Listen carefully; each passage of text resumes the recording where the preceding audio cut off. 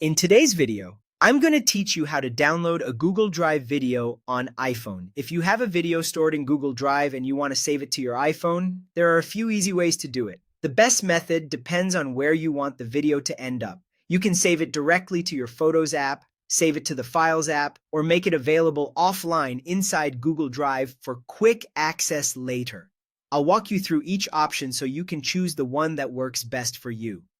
First, let's look at how to save the video to your Photos app, also known as your camera roll. Start by opening the Google Drive app on your iPhone. Find the video you want to download and tap on it. Once the video is open, tap the three-dot menu. From there, choose Send a Copy and then tap Save Video.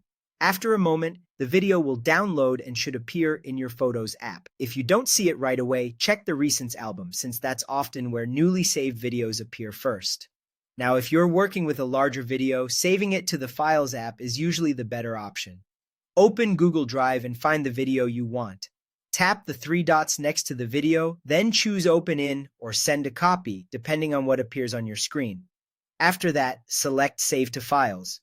You'll then be asked where you want to store it. You can choose a folder on your iPhone or an iCloud Drive. Once you've picked the location, tap Save. The video will be stored in the Files app, and you'll be able to open it later, even when you're offline. This is often more reliable for large files and helps keep your Photos library from getting cluttered. There's also a third option if you just want quick offline access without fully exporting the file. In Google Drive, tap the three dots next to the video and select Make Available Offline. This stores the video inside the Google Drive app itself, so you can watch it without an internet connection. Just keep in mind that it won't appear in Photos or in the Files app. One final tip: if you don't see the Save Video option, don't worry.